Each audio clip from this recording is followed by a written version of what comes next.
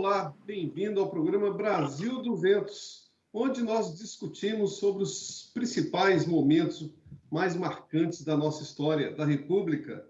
E hoje nós vamos falar com o escritor e o premiadíssimo jornalista Wagner William sobre o Marechal Henrique Lott. Você já ouviu falar? Os grandes personagens do Brasil e heróis costumam, infelizmente, a ser esquecidos. Mas esse personagem nunca pode ser esquecido porque ele participou de grandes momentos que mudou a história do Brasil. Como é que vai, Wagner? Tudo bem? Tudo bem, muito obrigado pelo convite. Então, estamos aí. Falar de história é sempre importante, principalmente nesse momento atual do país. Eu que agradeço a sua participação. Então, quem foi Você escreveu a biografia, né, do Marechal, que é o soldado absoluto, né? Ele tem uma trajetória aí no século XX incrível, e começou lá nos anos 20, né, quando em 22 teve o tenentismo, ele já era tenente na época, e depois participou de diversos momentos marcantes no Brasil. O que você destaca, Wagner, esses principais momentos que ele participou? Qual foi a trajetória do Marechal? Então, é muito... Eu vou responder com um fato, não é uma opinião minha.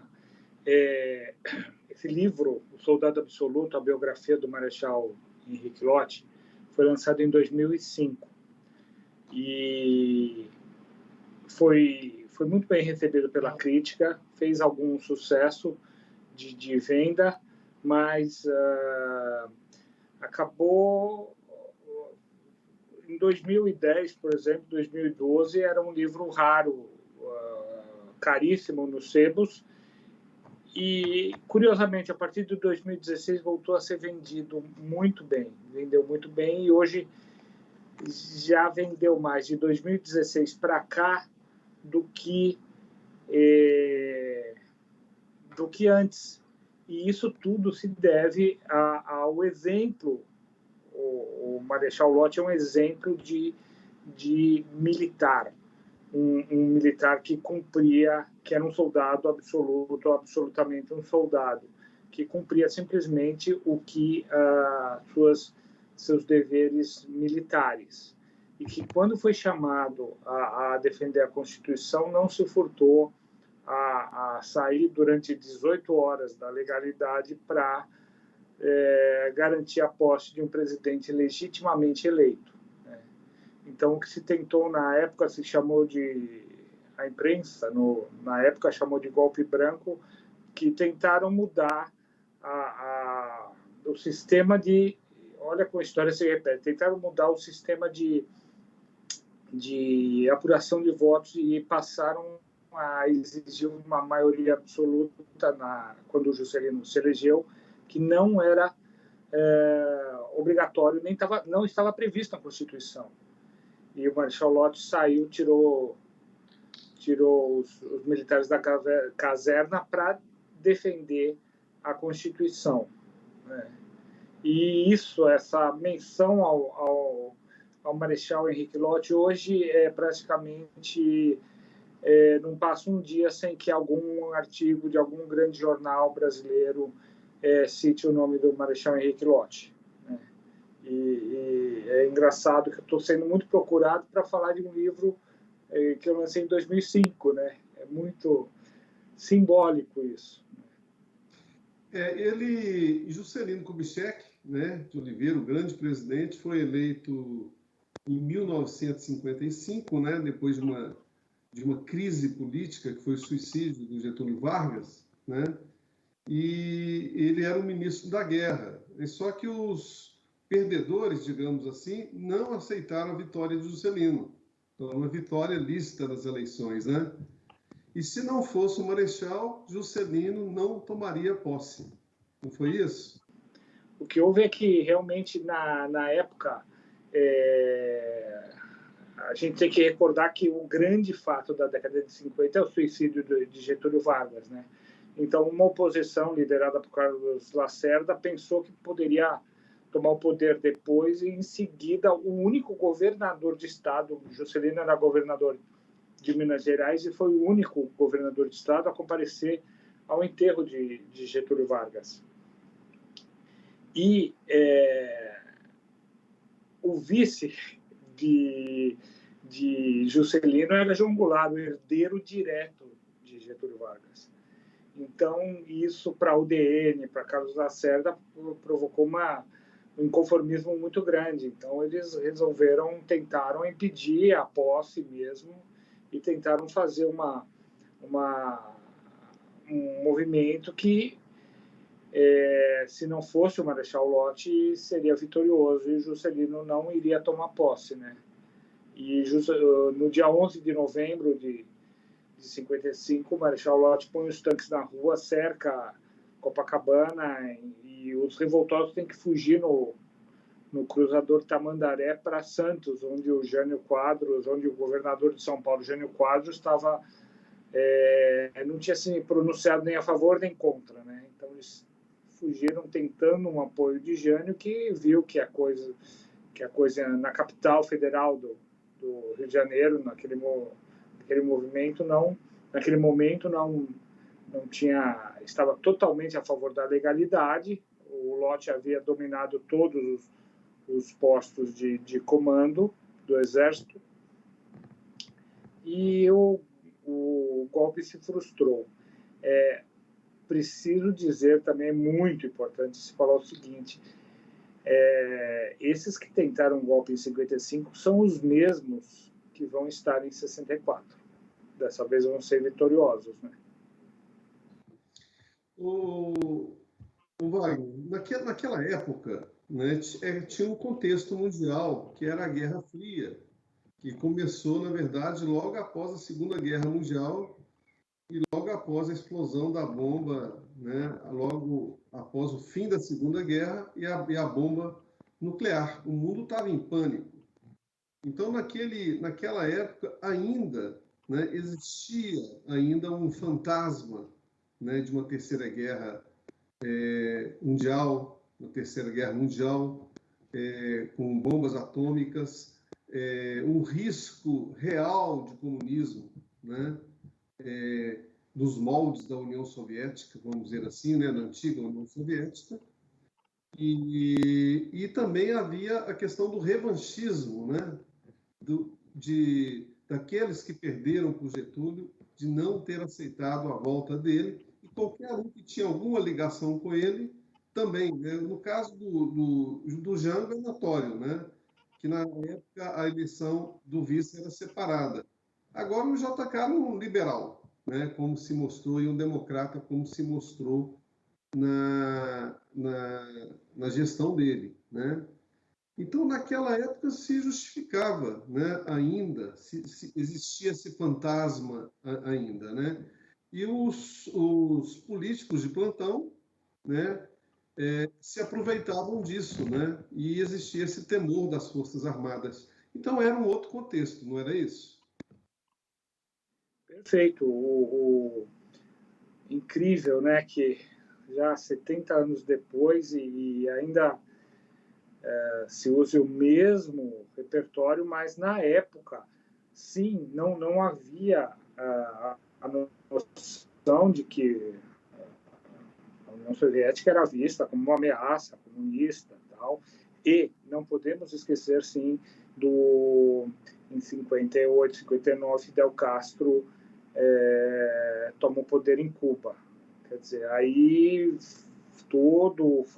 fantasma dobra de tamanho, né? E todo esse discurso contra a liberdade, contra a ameaça, uma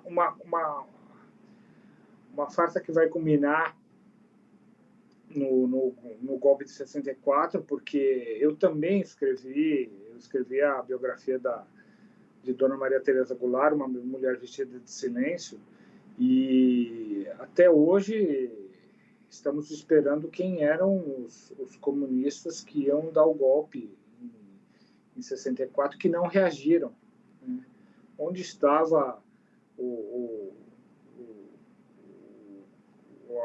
o agricultor, onde estavam aqueles inimigos de Jango, onde estavam aqueles companheiros de Jango comunistas, companheiro de um grande agricultor, um grande produtor agrícola, uma pessoa milionária que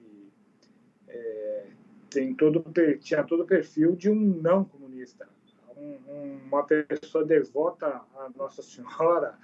Era um discurso colou, que Jango iria dar um golpe de esquerda, mas o Jango queria simplesmente uma reforma agrária nos mesmos moldes que houve no Japão, e que, bom, essa história é outra, né? Mas é que, como você bem fez a analogia, é incrível hoje que se tente ainda fazer essa mínima ligação entre a ameaça comunista. Não havia ameaça comunista em 64, que dirá hoje, né?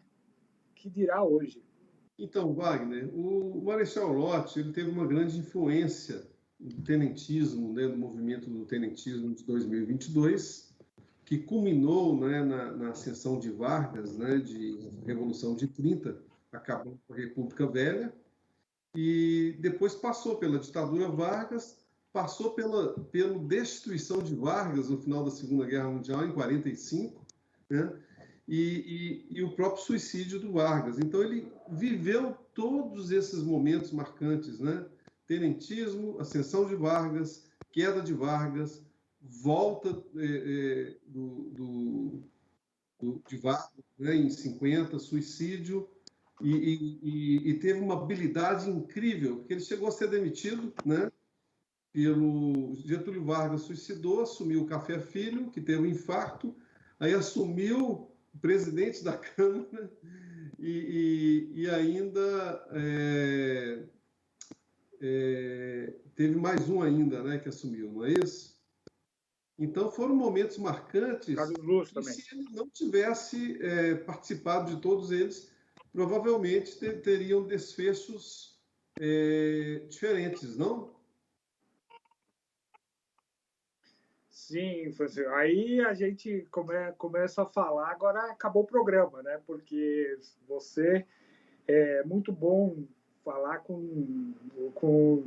um entrevistador que conhece, que lê o livro, e o livro passeia exatamente, também a formação do Exército. Se a gente lembrar, até a década de 30, a influência francesa, da missão militar francesa, era fortíssima no Exército, nas aulas, na didática do Exército. Com a Segunda Guerra, houve uma mudança tremenda e o Exército passa a usar as táticas e as orientações do Exército americano. Isso aí, até posicionamento estratégico e várias noções são transformadas também. E, óbvio, também, o Lott desde sempre foi um instrutor e era o instrutor mais temido, mais exigente. Outro dia eu revi uma entrevista do general Muricy, famoso durante a ditadura, que ele brinca que ele comenta assim que eles só não brincavam quando o Lott estava no comando, né? Porque se o Lott estivesse no comando não ia ter chance para nenhum deles, iriam ser punidos por qualquer a mínima desordem, a mínima saída do regulamento, iriam ser punidos. E assim foi. E é esse lote que eu retrato. Se fala muito do tenetismo, de 22, de 30, 37, o lote esteve simplesmente dentro da hierarquia e da disciplina, os pilares básicos do Exército, hierarquia e disciplina. E seguiu o que foi determinado pelo seu comando sempre, sempre. Não foi, não brilhou, não foi líder, não tomou nenhuma atitude de destaque, sempre, obviamente, sempre foi o melhor aluno da classe, isso aí sempre foi. Mas até, até as aulas da Sorbonne na França também, mas sempre se manteve como um seguidor da hierarquia da disciplina, né? Ele vai e isso naquele momento valeu sua indicação logo após o suicídio de Getúlio Vargas, valeu sua indicação como ministro, né? Porque era um ministro que ninguém tinha nada contra e nenhuma participação política, isso que era importante. Então, achou-se que o Lott ia aceitar aquele movimento contra a democracia, contra a vontade das urnas. E aí se deram mal, porque ele se mostrou realmente que era um excepcional seguidor da lei, da Constituição e da democracia. Na época, quando Getúlio Vargas foi eleito, não existia o segundo turno, né? Então, um dos argumentos que foram apresentados é que ele teria sido eleito, né, pela minoria, né? Mas era a regra da época, né? Enfim, e eles usaram entre muitos outros argumentos. E no final das contas, o Lott depôs, né, o presidente interino e garantiu a posse de Getúlio, desculpa, de Juscelino, né? Isso. O Getúlio voltou em 50, também ele não fez maioria absoluta, não fez a maioria absoluta, que não era exigida pela Constituição. Juscelino também é eleito com 37% dos votos, também não era exigida a maioria absoluta. E é muito importante também porque ficou para a história que Jânio Quadros foi um fenômeno eleitoral tal. O Jânio Quadros, concorrendo com o próprio Lott em 1960, também não vai fazer a maioria absoluta. Quer dizer, e é engraçado o seguinte, como em 1960 é emblemática essa passagem, bem lembrado, Francisco. Em 60, o Jânio Quadros não faz a maioria. E ninguém reclamou. Não houve nenhum protesto de quem reclamou que nem doido em 55. Quem quis impedir a posse porque não teve a maioria em 55, ficou caladinho em 60. Quer dizer, aquele velho ditado, eu gosto muito desse ditado, farinha pouca, meu pirão primeiro. Né? Wagner, uma curiosidade, né? Hoje não existe mais a patente de marechal. Quando ela foi extinta e por que ela existia? Perfeito, também muito bem lembrado, porque fomos descobrir agora numa reportagem, um furo de reportagem, acho que do Estadão, que a patente ela existe secretamente, mas não é para existir. A patente de marechal ela só é concedida em tempos de guerra para quem combateu em uma guerra. O Lott era coronel e foi e organizou o envio das tropas para a Itália e embarcou no último navio. Ele, assim como Mascarenhas de Moraes, Denis, Castelo Branco, até Castelo Branco esteve na Segunda Guerra. Esses, sim, podem pleitear, teriam direito à patente de marechal. Marechal é o general de 4 estrelas, que é o marechal militar, que chegou à patente de general de 4 estrelas e que combateu numa guerra, num conflito bélico. Quando ele vai para a reserva sendo general de 4 estrelas, ele consegue a patente de marechal. Sim. E o curioso também é o seguinte, que depois do golpe de 64, né, ele foi perseguido, inclusive o filho dele foi eleito, né, se eu não me engano, deputado, também foi cassado, E ele morreu em 84, que foi o último governo militar, João Figueiredo, sem honras militares. Por que essa perseguição toda? Ah, sim, Francisco. Isso é uma dúvida. Eu acho que era o militar que todos os golpistas de 64 tinham entalado na garganta. O Lott era o militar talvez o mais odiado entre eles, porque primeiro que defendeu a democracia e não deixou os militares, que mandou prender vários, olha, como diz acho que foi o próprio Muricy também, o Lott prendeu todo mundo, né? Mandou prender, que saía fora do regulamento, saía fora da Constituição, fazia um pronunciamento, olha que loucura, fazia um pronunciamento político contrário ao governo, ou que extrapolasse a sua faixa de autoridade, o Lott mandava prender, né? E depois de 64, em 61,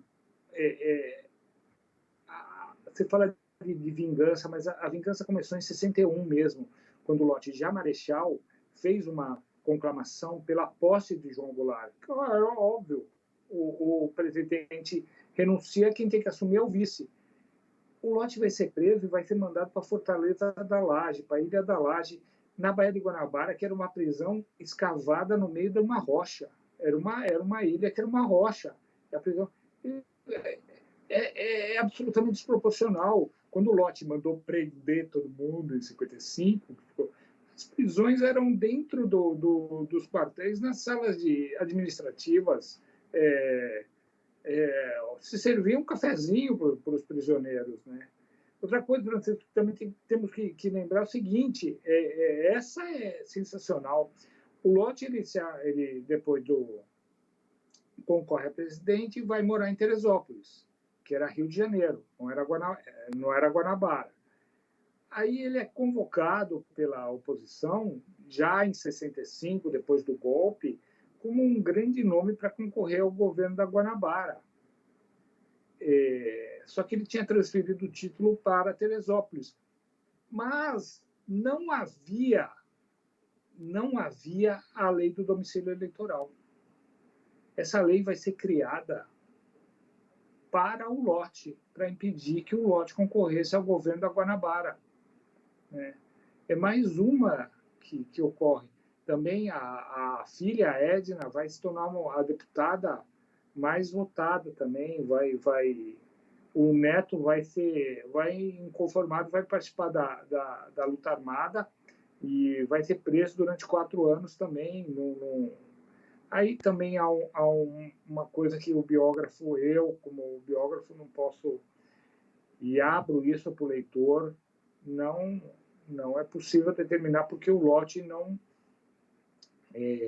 fez nada para tentar liberar o neto, mas há várias possibilidades. Eu entrevistei muita gente, entrevistei todas as filhas e filhos e o enteado do Lott, sobre a atitude dele não tomar nenhuma atitude além de manifestar sua tristeza com a prisão do neto. Ele não vai, ao contrário, ele nunca atirou em ninguém na prisão. É uma lenda também que se criou, uma lenda que a própria esquerda talvez tenha criado como para sinalizar que haveria uma resistência, mas o Lott não fez nenhum gesto em defesa do neto, né, que estava preso também, porque também talvez seguidor extremo do livrinho, né, do código do regulamento disciplinar do Exército, talvez também não. Ele falou assim, não, se eu não aceitaria de outra pessoa, eu também não posso não posso tomar essa atitude. E finalmente, depois de ter entrado no hall da fama, no hall do Exército americano, Em 84 ele morre, e vamos lembrar que em 84 o presidente era um general. E não prestam, é de uma mesquinhez absurda, não prestam honras militares, não estamos falando para decretar feriado no país, estamos falando de uma bandeira meio pau naquele dia, protocolares, atitudes protocolares básicas, um militar que foi ministro do Exército da Guerra, né, na época, durante 6 anos, que combateu na Segunda Guerra, tinha uma carreira impecável no Exército, impecável, nada, nem, olha... As pessoas se esquecem, né? Muitas vezes as pessoas discutem política, se esquecem por trás da política tem um ser humano. Quando o Lott garantiu a posse do Getúlio em 55, eles não perseguiram os golpistas, né? Eles deram anistia, ao contrário de outros, né? E foram muito perseguidos por vingança mesmo, né? Por vingança mesmo, porque não aceitaram aquilo. Porque o JK foi um democrata, né? Puro, não perseguiu ninguém, muito pelo contrário. E o Marechal Lott era um exemplo de militar, como você mesmo falou aí, né? Participou da Segunda Guerra, o Marechal era respeitadíssimo, né? Então tem o ser humano, né? Teve uma dose aí de vingança, né? Sim, sim.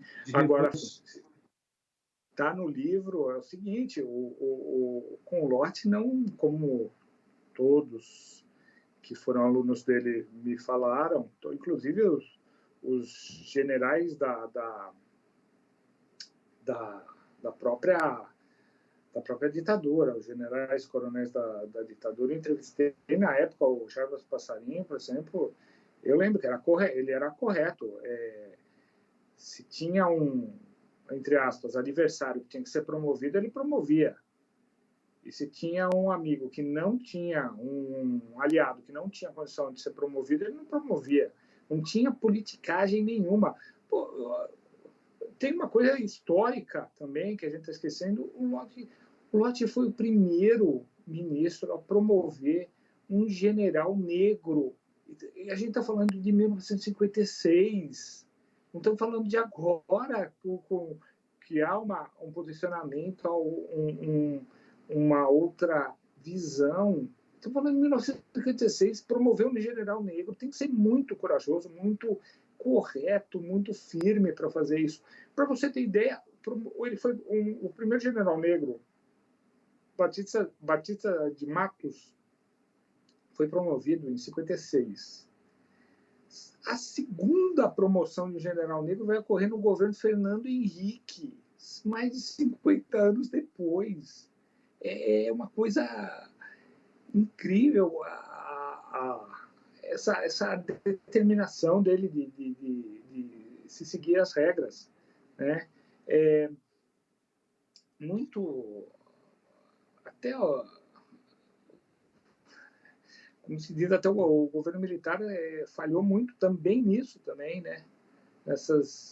Fechou e esqueceu de uma parte do exército, né? Isso não pode ser esquecido, né? Wagner, eu te agradeço, né? Já se passaram aqui meia hora, é muito rápido, né? Para falar de um personagem tão incrível desse, que esse é o propósito aqui, né? A gente relembrar e recontar as histórias dos grandes personagens de nossa República, que foi construída aí com muito sacrifício, né? Te agradeço pela participação. Depois vou te convidar aí para a gente falar dessas outras obras literárias premiadas que você escreveu. Muito obrigado. Olha, eu que agradeço, e é muito, muito, muito importante o seu trabalho, esse trabalho nesse momento, se a gente... Como é importante a gente conhecer o que aconteceu no país para ter essa visão, para que os erros não se repitam, né? Acho que não há nada mais importante que a democracia, que o respeito à Constituição. Muito obrigado e parabéns. Obrigado. Esse foi mais um programa Brasil 200. Falamos hoje com o jornalista e escritor Wagner William, que escreveu sobre o soldado absoluto, Marechal Henrique Lott. Muito obrigado e até a próxima. Tchau.